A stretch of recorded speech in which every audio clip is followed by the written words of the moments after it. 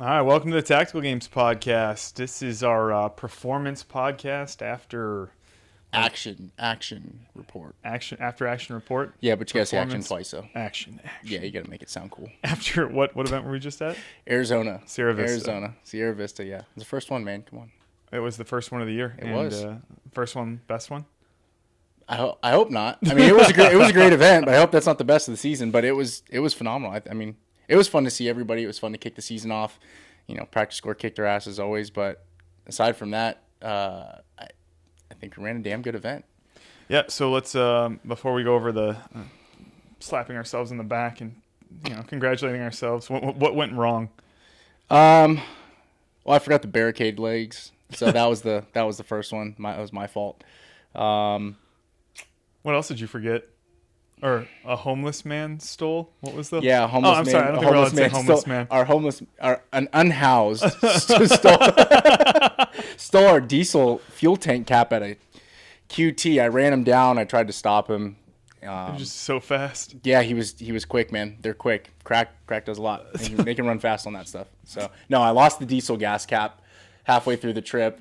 So that was fun. I ordered one on Amazon, didn't fit. Had to get one at a random AutoZone in the middle of nowhere, New Mexico. But I found one, so we got that covered. Before that, we had a tinfoil gas cap for a couple of days, and that was cool. Don't tell anybody about that. Just go. All right. What didn't go well for the event? What were some failures? What were some areas that we could improve upon?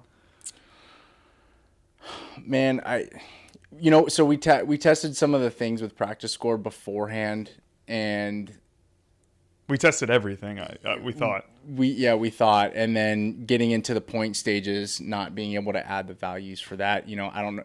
Could we have done more on that front? Yeah, but I mean, again, that was just kind of like an unforeseen, just completely out of left field type of thing.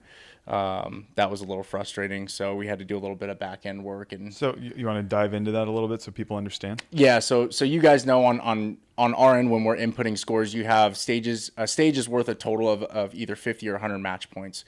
But that is independent of a competitor's stage score. So for a point stage where they're doing work and getting points for hits on paper, that gets added up to their final score. So a lot of times that gets above that 100-point value.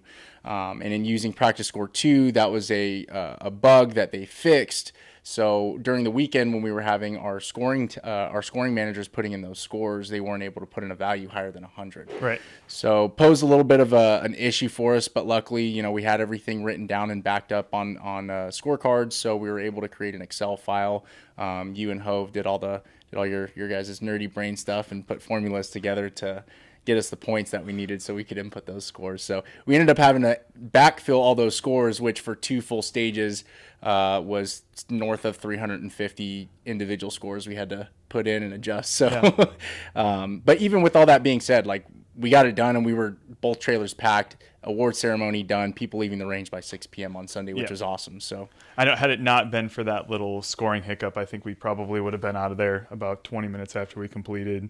Yeah, easily. Yeah, there wasn't a ton of arbitrations. I think aside from that, I can't really think of much else that I was unhappy about for the weekend. I think the stages were really cool. It was great having Concept 2 out there, getting them to see, how we program using their equipment. There was a lot of gears turning, and, with Greg and both Greg and Chris being there, thinking of cool ideas and ways that we can continue to expand using their products for events and programming. It was awesome seeing the new steel style stage that we did for rope burn. So I was really happy with the programming. I know it was a little bit, some people said it was a little bit light, but we wanted to really focus on shooting and balance out the workload with the program, and I think we did a really good job of that. We rewarded the good shooters. If you shot well, you did well at this event this last weekend. So a couple changes that we're going to take into next event from lessons learned from this event. So we are going to an 8-stage format for Holt. Yeah, we're going to have 4 what we would call fitness and shooting stages that will be true tactical game style stages. So we'll have 4 of those in that event. On Saturday, we're going to run 4 stages. On Sunday, we're going to run 4 stages. But Sunday morning, we're going to do a group launch of the run. So we did a group launch of the run in this past weekend in Arizona. It worked pretty well, really well. So we're going to move that from Saturday night to Sunday morning. So this event for Holt, what you're going to see is 4 stages. Everybody will run 4 stages on Saturday. Sunday morning, we'll do a group launch with your squads for the run, and then you'll complete 3 more stages on Sunday. So I think the schedule has us starting at like 7:20 and wrapping at like I want to say it's like 18:30 on Saturday and like 16:30 on Sunday. So decent times. We'll get out of there every day. Yeah. You will have 4 true tactical game style stages. In that fashion, we'll have 4 tactical game style stages. Those will be worth 100 points. 1 carbine stage that will be worth 100 points. The run will be worth 100 points.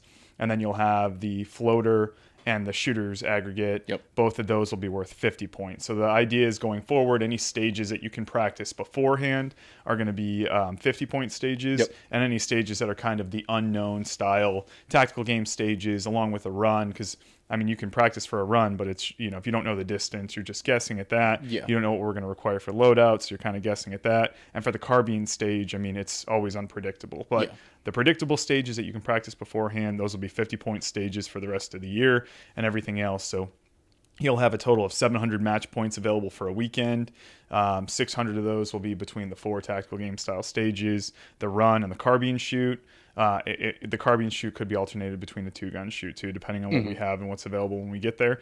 And then the shooter's aggregate and the physical floater will both be 50-point stages. So total of 700 match points for the regional events this year. Yeah, I'm excited for the 8-stage format. It gives us 1 extra stage for the weekend, and it allows us to, even better balance what we've got going on for the year, and bringing in the shooter's aggregate again and the floater for every event.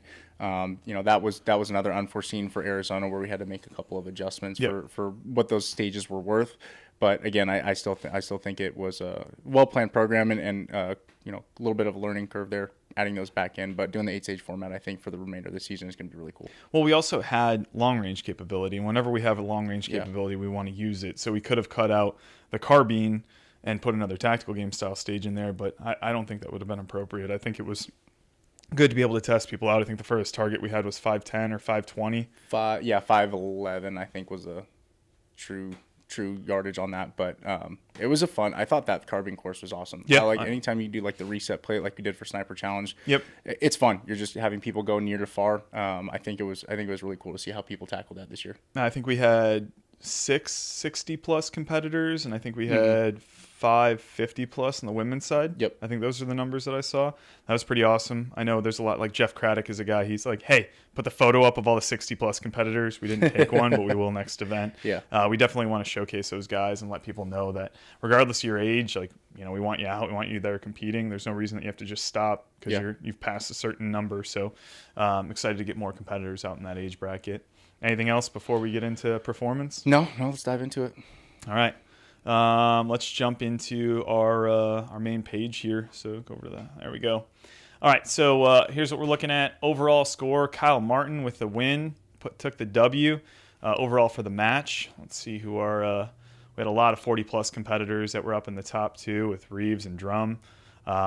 Jason Deal was up there. That was a cool match between the 40-plus. Yeah. We'll go into a little bit more detail on the individuals here. Where do you want to start?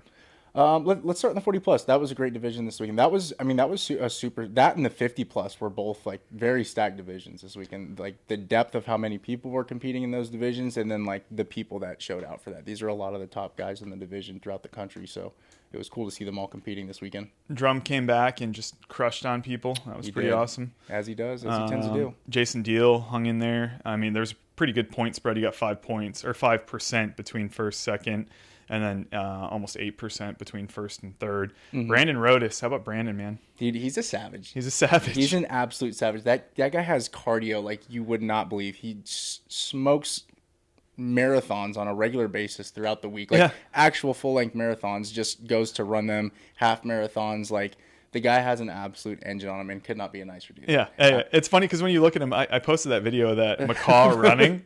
But that's like he's like a thicker guy, and you wouldn't imagine him taking off on the run, and he just goes, and everybody's like, "What the fuck just happened?" Yeah, I think he ran like a 23 or 25-minute run whatever over the weekend. It was good. Which is 4 miles in the desert. The elevation gain wasn't crazy, but it's desert, sand, dirt, big rock. Yeah. Like, it's not a flat road by any stretch. So to run a 23 to 25 minute run in 4 miles was insane. And he had the washout. I mean, that washout was no joke. That was up there. That was Yep. like, it's a pretty significant washout. So I'm glad to see him continuing to do well in that division, Yeah. especially with some of the guys that beat him. Those guys have been competing for years. So it's cool to see he's holding his own in that. And I think we're going to see him. I think he told me he's registered for like 6 or 8 events this year. So Yeah. he's getting after it. He's going to get his experience quick this year. All right. So congrats to Nathan Drum. Also, well, we can talk about it later. We can talk about it now. We'll talk about it later. Yeah. We'll get into it later on because that's we don't want to do anything too early on that. Let's go to women's 40 plus next. Oh, that's women's elite. Women's 40 plus. Aaliyah King. Cougarville. Aaliyah did the shoey. That's She did become do the customary for all the freaking. I love it, dude. They're such good energy. They're always a great time when they come out. And it looks like maybe we only had 3, not 5 for women's 50 plus. One of them, Marcy, was in women's intermediate. But yeah, Tamara Radke, she's awesome. She's out of Colorado. She just got into shooting not too long ago. I think last year was really her first year, and I think Idaho last year was her first event. But her and her husband have been great parts of the community. Ashley Tyler crushed, I think, everybody on the run. Oh yeah, she smoked the run. I think she took first on the run Overall. She did. Yeah, she did incredibly well on that. And she so I don't know if we talked about this before, but she got bit by a rattlesnake. Yeah. And yeah. it went systemic and almost killed her. She was in the hospital for a long time. Crazy story. Yeah. Lou told us that story last year when we were done with the event, sitting at that where were we at, Banshee Pizza. Yeah. He was telling us the story. My jaw was dropped. That freaked me out. But yeah. She's an incredible athlete. Yeah, that she did. She crushed the run for sure. So congratulations all the women's 40 plus athletes. Let's go to men 50 plus. Chad Smith, I think he finished second at nationals or third at nationals last year. He came out there and gapped pretty well on Lou and Brandon, both incredible athletes. So congratulations, Chad, there. I didn't watch a ton of the 50 plus competitors. Did you catch any of their stages this weekend? I didn't get to catch a ton. I mean, I watched Lou on the run a little bit, and I mean, he's same as Ashley. Like they're gazelle. They run so well. But Lou held his own real good all weekend. I'd be curious to see where Chad, if you click into Chad, see where he started to pull ahead on these guys over the weekend. Well, it was pretty close. I mean, you're only talking about like a 4-point differential. It looks like the only thing that he didn't do well on was the run. Other than that, he was first or second pretty decidedly. Mm-hmm. Even when he took second, it wasn't by he's got a 99.49 on this one second place finish and a 93 and then a 96. So he's definitely hanging up in there with the top competitors and he did really well in that one, so that's awesome. Lou, so we stayed, our Airbnb was right next to where Lou lives, and I went up there and he showed me, it's got a really cool house in Bisbee, and he's got like a 20-foot rope climb rig set up off of a tree in his backyard. Really? So that's why I know he loves when we program rope climbs, because he's got that in his backyard. It's a pretty interesting little community in that cliffside. Bisbee's cool. Yeah, Bisbee is cool. Driving the truck up there was not cool. The dually. Driving the dually up there was not cool. If any of you guys didn't get the opportunity to go through Bisbee, I mean, this friggin' city is like super, super narrow roads. It was absolutely, I don't know, what was the word that you would use to describe that? Eclectic and small. Like it is just meant for small vehicles. Very small. Very small. It's very artsy. Very artsy. But it's cool. Good food, good people. Yeah. We enjoy going to Bisbee every year. All right, let's talk women's tactical here. Women's tactical. Jenna Blackwell and Bray Garcia and then Andrea Chiaviti. Did we? I don't think that's how you pronounce it. I said it that way and she told me I was incorrect. But did she tell you the correct? She didn't, and I apologize. I'm sorry. Chiaviti. Close enough. Man, we'll go Close with it. enough. Jenna messaged us right before, said she wasn't feeling well, was just recovering from some pretty nasty illness, so she dropped down divisions, and still we had a pretty close call between her and Bray, and then Andrea wasn't too far off there either. Yeah. 4-point spread between the three of them. Each 4 point between each place, each is only 4 points behind each other. Or percentage points. And then Robin Cox made a comeback. Robin was a competitor for a long time, competed in women's elite for a long time, went away to, I don't know if it was Syria or where she got deployed to, but she deployed for quite some time and came back. This was her first event back. She lives in Florida now, but was living in Arizona before she deployed. So that was awesome to have her back. Awesome to see her back. She had RO'd last year for us at Sniper Challenge, but we hadn't seen her since then or compete. So good to have her back for sure. Men's tactical, David Fink. Man, first and second was tight. Tight. 2 point, an actual 2 point spread. Yeah. That's impressive, man. Yeah, very, very good there. And it came down to, I mean, it looks like 20. So in the penalties section, you see, Let's see. David had 200 seconds in penalties. So around 20, depending here and there, but it looks like only 20 misses versus 290 penalty seconds for Keston. So you're coming down to, 9 misses. Yeah. No, I mean, it probably was two misses. Difference. 2 misses would have made the difference between that. Yeah, maybe it's like 5 misses, but still really, really close.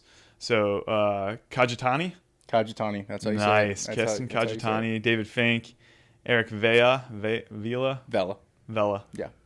No, whatever. Close. Good job. All right, where are we going next? Let's go into our these super cool things that you made. Drum roll. The graphics, please. All right, Boom. let's full screen these up. Full screen these bad boys. Here we go. And Big Kmart with the first place. America's sweetheart. Taking such a sweet man. Such a sweet man. Taking the victory. The hair, unfortunately, was not there this weekend, but the beard was. Don't shave again, man. Don't do it. Everybody likes you with long hair and a beard. Keep it. Kyle had one stage that he didn't win. That was speed plates. Yeah, he slowed down a little bit there. I think he lost that by about a second. That was a tight race between him and Devin. 16.01 on the time. Is that what I'm reading? Yeah, there? 16 seconds. That's yeah. awesome. Yeah. Very good. Penalties, looks like he got 7 misses on Connex. Mm-hmm. And then we, what other oh, damn, did he shoot the, because the rope burn, unfortunately, we don't have those. That was the only thing. So that's one thing I would like to figure out how we can get that data just moving forward for after action. Because I'd be curious. Because they would have to record that. That would be a pain in the ass. They would. We would have to have somebody dedicated to doing it all weekend. No, yeah. So you guys just aren't going to know. But I do know. I was talking to Kyle after he had done it and after he was finished judging, and he was saying somebody was giving him a tidbit like, oh, turn your mags around so you don't kick dust into him. And he's like, I'm not going to miss. And then right off the bat, whiffs like 4 shots. He missed 4 on the first one. I knew that. Yeah. He whiffed 4 shots on rifle and was like, I should have turned my mags around. Yeah. But figured it out afterwards and did well on the stage. I think he, and Jen Gerasimos almost ran that clean. Yeah. We'll talk about that in a second. But that was a cool stage. So, row for bullets, just to go over this so everybody kind of understands.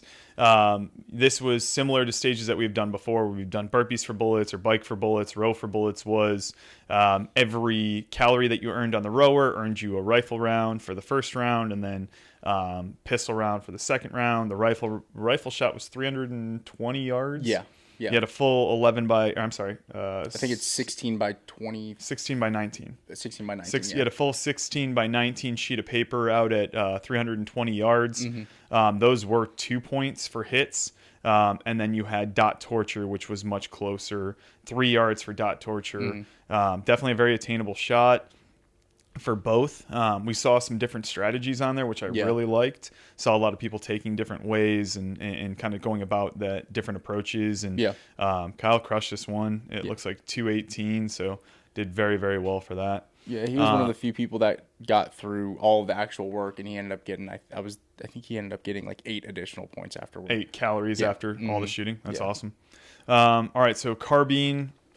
He crushed carbine, it looks like, for his division, 58.38. I think Drum was the overall winner on that. He was, yeah. I think Nate got like 47, somewhere around there, 47 seconds on that stage. I mean, I was there. I watched Nate shoot it, and he almost went 1 for 1 on every single one of the targets. targets. Awesome. Speed plates, second place finish. So speed plates was 6 plates. It was 6 plates spaced out. I think they're spaced out about 12 or 18 inches. Gil's going to kill me because if I got that wrong. And then you're 12 yards off of the plates. So basically you're shooting each one of the steel plates twice. Standing freestyle, you have a mandatory reload as you switch boxes, and then you switch to strong hand, and then you have to shoot each plate 1 time time stops when you hit that final plate. So. Nice. And then carbine. So just we didn't touch on this. So carbine was 3, 2, 1, go. You drop down into prone position. We had a reset plate at 170 yards. You engage the reset plate, and then you move to various targets around, which I believe there were 6, and the yardages were like 320, 410, 520. 425, I think. Yeah, 425. There was like a 220 in there, and then like a 360 or something like that. Yeah. So you would engage the reset plate, then a target, and you could shoot at that target till you hit it. Then you went to the reset plate, then the next target, and then so on and so forth. That was a good stage. I thought it was a lot of fun. It was. Connex, we had 3, 2, 1, go. You ran down, you shot your first firing sequence. It was off a tank trap. You had 4 legs of the tank trap that you were able to use, whatever order you wanted to use them in. And then we had a farmer's carry. It was a relatively heavy farmer's carry. I think for men's elite we did 185 pounds per hand. So we did 55s and 15s, yeah. So, yeah, we were close to like 165, 160-ish per hand. Okay. Yeah. And so you carried that down, and then you had a course that included getting up and over a Connex box. You ran up to the line, you fired. After you completed that firing sequence, you did it in reverse on the next Connex box, and then you brought the farmer's carry handles down. So it was back and forth on those for 4 rounds. I like the target choice in that one. Yeah. We used the new triangles that are separated in the middle. I thought that was very good, and we used that at about like 76, 78 yards. Yeah, it was just under 80 yards. Okay. And then the 4-shaped target for pistol at 15 yards. So it's rectangle, circle, square, and then triangle. And then what I liked about that stage, it might not have been real cardio focused, but like strength wise, it was ripping people's grip. I saw Devin Miller having some issue with it, but really like mentally that course messed with people's heads all weekend. Like whose head did that mess with? Definitely not mine. Yeah. But you definitely saw people get turned around on that stage. I saw you posted the video yesterday. I was hoping you posted the video of me talking shit to you as you ran the wrong way. Before the stage, I said, "Does everybody know what they're doing?" And everybody said, "Oh, we know where we're going." Okay, 3, 2, 1, go. Rose filming, and then you ran the wrong fucking way. I ran the wrong way. Yeah. That's the beauty about editing after post production. We only put the highlights up. Only put the good stuff. All right, rope burn. This was honestly one of my favorite stages that we've done in a long time. I loved it. I like the steel aspect of it. It rewards the shooter. That's one of those gripes that you get from people that, whether it's a valid excuse or not, complaining that somebody can just come in from CrossFit, be physically fit, and come in and win an event, which isn't the case if you're in the sport and you actually understand how the scoring works. But, in taking some of that, boiling it down, how can we build a stage that is physically demanding but also rewards a good shooter? Yep. And this is the answer to it. Using those steel plates and giving penalty work for misses was awesome. I thoroughly enjoyed this stage, so I agree, man. This is one of my favorite ones. 3, 2, 1, go. You ran down, we'll call it 30 yards, and you performed a rope climb. After your rope climb, you went to the firing line. You fired your first firing sequence for rifle. At 200 yards, it was 8-inch plates. You had 5 rounds. Every miss incurred a penalty down and back that you had to grab a chain for. So you fired your first firing sequence. If you had 2 misses, you ran back to the other side of the rig. You grabbed your penalty chain, and then you ran down, back 1, down, back 2. You dropped your chain off, and then you could run down, grab your magazine, and then you came back and you performed a rope climb. And then you went and you shot pistol. Correct, pistol, what did we have? It was 15 yards at a 6-inch plate, and just one correction, the rifle plate was 10 inches. 10 inches. If anybody's going to practice anything like that. So 10 inch for rifle, and then a 6-inch plate for pistol at 15 yards. Got it. So. Yeah. So then you did the same thing, and that sequence continued. The only change that I would make to that stage going forward, because it got a little bit confusing, was for the penalty laps for the other divisions where they didn't have 10 rope climbs, or we did. Basically, if you weren't in the elite division, you did 5 rope climbs, so all the rifle rounds were rope climbs, and all the other rounds were supposed to be just a lap down and back. There was some confusion with that from some of our competitors, so we'll come up with another thing that you'll do in between those rounds that will be equitable. I think we could do the hand release burpees over the bar or something like that. For sure. And the issue, I think the reason when we were riding it initially, we actually had the hand release burpees in there, but that bay is so narrow, Yeah. it really restricts it. So it was kind of hard. It would have kind of been it would have been just People kind would of have a been on cluster. top of one another. Yeah, it would have been tough. But either way, like fun stage. I think it rewarded everybody who shot well, and if you didn't shoot well, you was running. Yeah, he was running. Floater was, and we've done this floater before, and it's always been one of my favorites. We did it in Meridian. We did it in like 2021, maybe it was 2022. Actually, we did it in 2021 in a different way. 2022, we did it again, and then we did it in Ohio, and I think that was 2022. But 90 seconds, max effort, bag over bar, whatever weight you want. We basically, depending on your division, had 60 to 200 pounds laid out on 5 different yokes, and you just went at it for 90 seconds. We saw a bunch of different strategies. Kyle was the overall winner for this one, too. Yeah. 3,750 pounds moved in that 90 seconds. This is one of those ones, if you want to give it a go, you can give it a go at home. Every strategy was a little bit different. We saw people just work on one bag. We saw people work on multiple bags. We saw a lot of different things. So, Kyle did really well and won that one. Yeah, I think the goal for that one was just finding a weight that you can keep the amount of time that it takes you to complete a rep as low as possible, instead of ego lifting and trying to rep out however many at 200 and it's taking you 6, 7, 8, however many seconds each rep. Stick to a lighter weight and just continue to move and keep doing that. When you can't do that one, go down again. So yeah, that was kind of the what he had rolling. So it played out well for him. Yeah, and then finally we had the run. The run was I wanted it to be pushed like 20 minutes later than when we started it, but we just had so much time between when we finished and when we got going. Yeah. The idea originally was to just give everybody chem lights and to watch their little chem lights kind of run around in the Bob desert. through the desert. But we did. We got a little bit of sunset in there. We didn't get as much as sunset as I wanted. It was still a pretty run. I mean, you're looking at the mountains. It was only. It's a better run than a lot of other places we go for sure. What was it? 3.8, 3.6? Yeah, one lap was 1.7. So yeah, it was about 3.4, 3.5 after it's all said and done. Yeah. And then the elite division had rucks, 30 pound for the men's plus plate carrier, 20 pounds for the women plus plate carrier. Everybody else just ran in their plate carrier, and then nothing else besides that. One of the things I liked about it running in the afternoon like that, which switching to the morning will do the same thing, much cooler temperatures. Yeah. We don't have direct overhead sunlight. There's a lot of things that play in really well to, I think, that going pretty smoothly. Yeah. Kyle won in his division here, so congrats, Kyle. Let's talk about second place, Devin Miller. Devin Miller's a West Coast favorite. He took, I think, 5th at Nationals, not last year, but the year before. Yep. Devin's a great guy. He's works out of an agency out of Las Vegas. Really, really good. The one loss that Kyle had was to Devin here on speed plates, but other than that, Devin was crushing it. And he's a smaller guy, and taking 3rd in that physical floater is pretty awesome. And he is pretty close to Kyle on the run. But great job. Looks like he had 34 misses on Connex. Definitely going to work him pretty bad and back in the score. Yeah, that's something I wanted to highlight, and not just for Devin in particular, but just for people to understand that, like, the way that the scoring works is if you finish first, you're not going to be the first place finisher always, right? Like that 34 misses, that's 340 seconds. That made like a 6+ minute difference on his time, which is huge. Devin also shoots a stock Glock.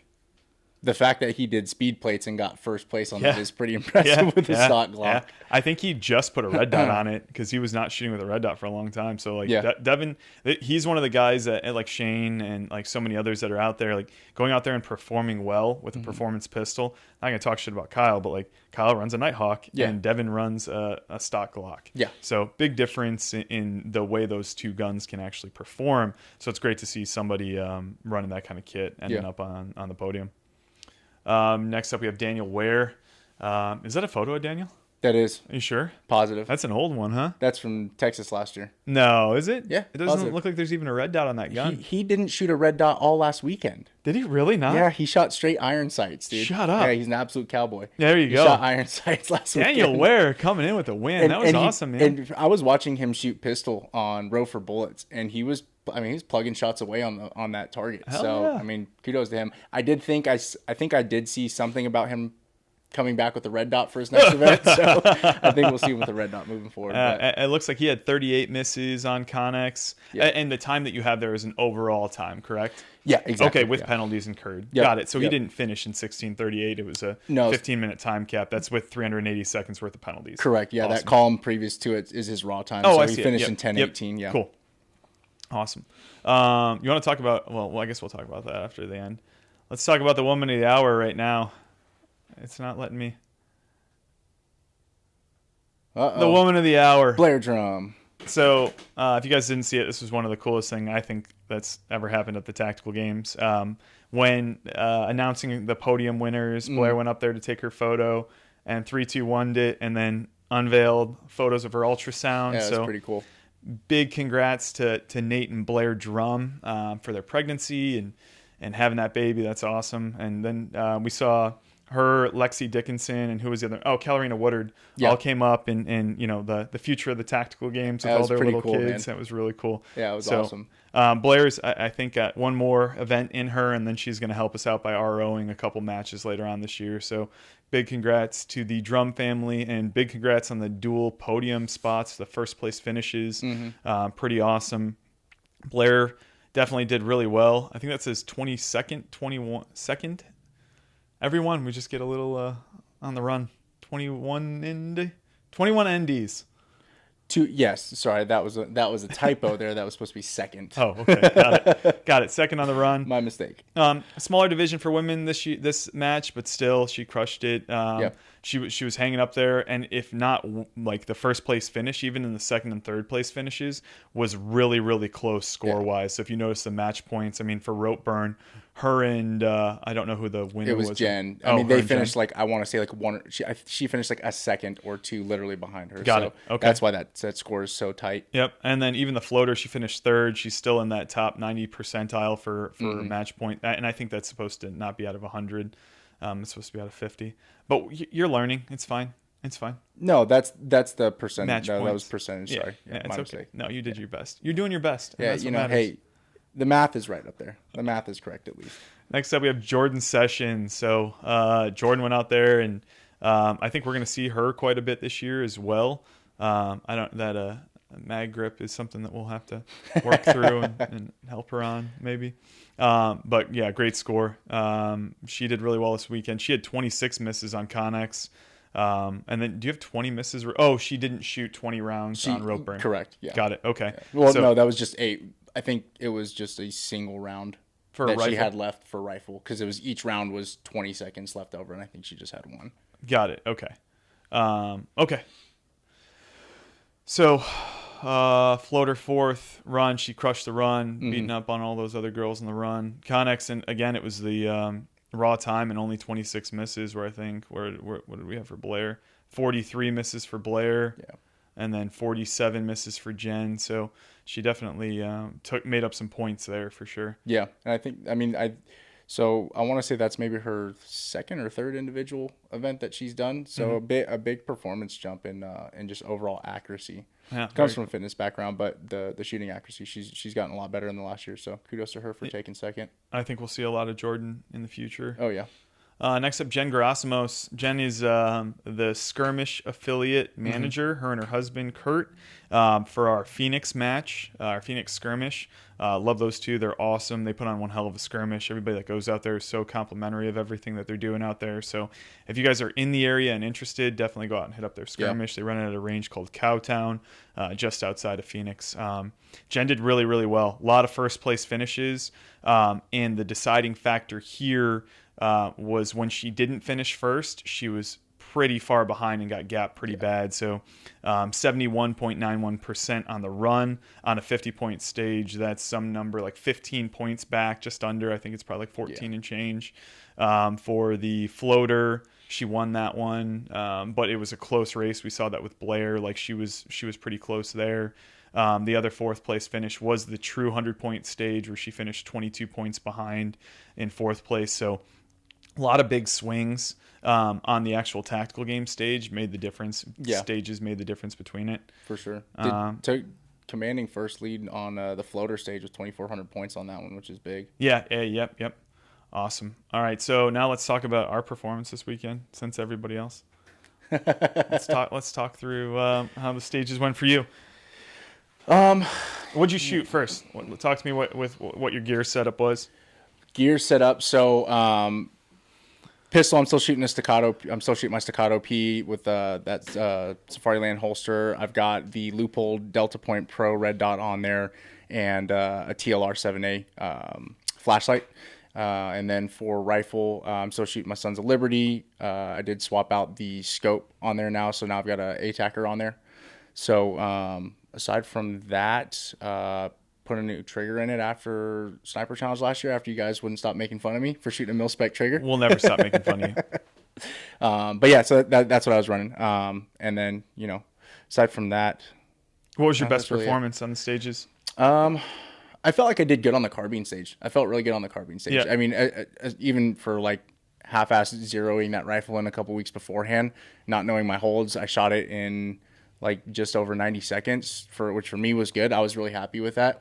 So I really enjoyed it. And then also shooting the speed plates, that was really fun. I just shot it. I got that new SIG fuse, and I shot it with that, and I shot it in like 13:29. So I was stoked on that. That was a good run for me. So those are my two favorites for sure. What other stages did you bet?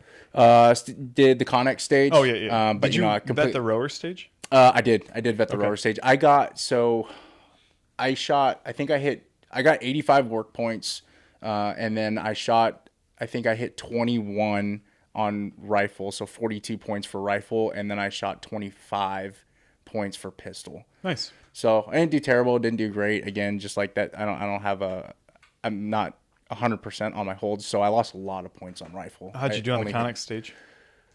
I mean, once I remembered how to run, I did good on the Connex stage. I was happy with it. I think I shot pistol probably around like 55 or 60%. Pistol wasn't great. Rifle was better on that stage. What'd you shoot rifle? What do you think your percentage was on rifle? I don't remember, but it was better than the pistol for sure. I walked up and saw your pistol target, and I was like, "Oh, that's." I was not any worse than yours, and it was just. Whoa! Any worse? I had 8 misses on my pistol target, and I had 11 misses on my rifle target. All on right, that stage. well, it was a little worse than yours. I think you had 19 pistol misses on that stage. How did the speed plates go for you? That's how they went. Admittedly, I had just received a phone call that our trophies were not going to arrive. Fair enough. So I walked over there pissed. And we had just made fun of you for the Pennsylvania event. And nobody knows what you're talking about. You might as well tell them. So in Pennsylvania, we shot our 2-gun stage, and everybody's having some pretty decent runs. And then Nick goes up, and he's kind of botched the pistol portion of the 2-gun stage and got pissed off and threw a $120 MBX mag down the hill, and then within 3 seconds quickly reminded himself that it was $120. So he fucking runs down the hill, searching through the grass, like kicking the grass, pissed off, trying to find his mag. Like 16-inch tall grass. So pissed off. And then as Nick was coming up, we were making a joke like, "Go throw your mag at it." And you had a malfunction. I don't remember what happened, but the stage got botched for you, and you were just like, "Fuck this," and then walked away. And then next thing we know, around the next bay, we just hear, "Ga, ga, ga, ga, ga, ga, ga, ga." And we were like, "Oh, he's getting out some frustration." He's just mag dumped somewhere on the other bay. It was hilarious. It was my gun didn't go back into battery, and I hadn't cleaned my guns. And so I shot the first one, and I missed a couple, and I was just and I went over there and I single-handed it. I loaded my mag and I jammed it, and I took my first target, and it didn't go back into battery, and I saw it and I slammed it into battery, and then I just started shooting, and I wasn't hitting anything. So I unloaded, showed clear, put it in my holster, walked over the next bay, and then just I sent a lot of rounds downrange at the berm very fast. Dumped them. Yeah, it was frustration. That was pretty funny. Yeah. It was a good laugh. I did like vetting. So I ran the Q Sugar Weasel with the Huxworks Flow 556 Ti.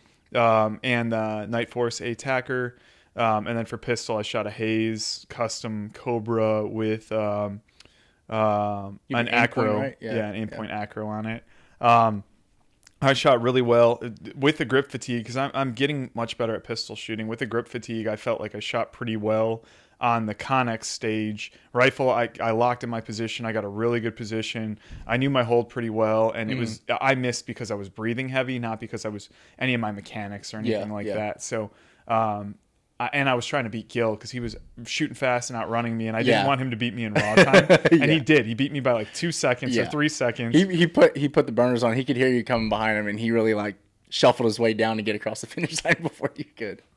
It was funny. Yeah, that was good. I didn't get to shoot the row for bullets stage, and I really wanted to. It was fun. I love those stages. They're a really good like benchmark just for like jacking your heart rate up, and I just like the way that the stage is designed now that we've done it, 6-ish times or so now, with the targets that we have set up, at least for pistol at that distance, the shooting position, shooting prone, and then we always vary the distance, but like the shooting positions are set, the target's set for pistol.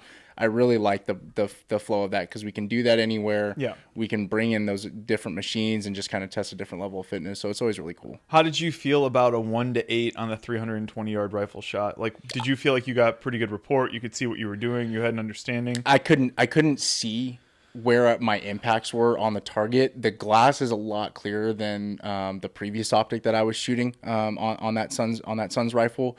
But again, it's just I don't really know where my hold is for 300 on that rifle. Like I just zeroed it a couple weeks before. So just sending rounds down range. We're just sending, man. We just spray and pray, dude. I'm waiting for feedback, and then I go up or down from there. So we'll see how it goes. But the glass on that optic is like absolutely primo. It's super clear.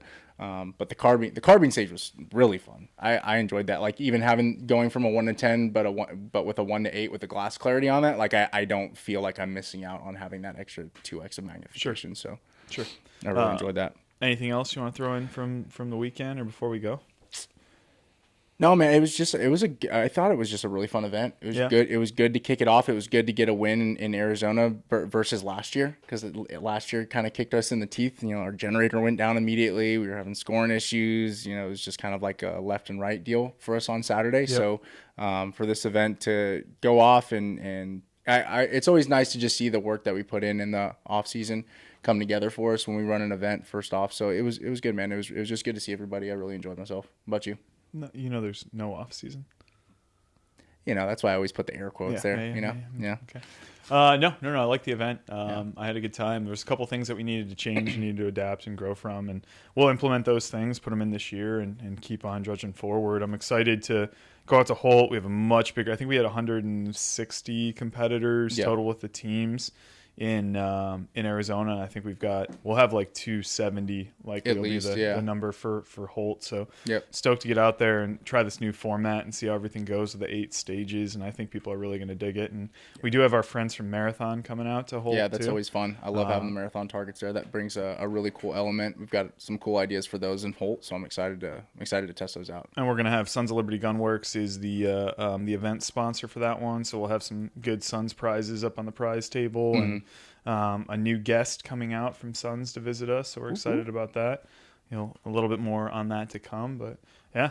Exciting stuff. Yeah, we're good. All right, thanks, guys. Appreciate you tuning in, and we'll see you next time. See you guys.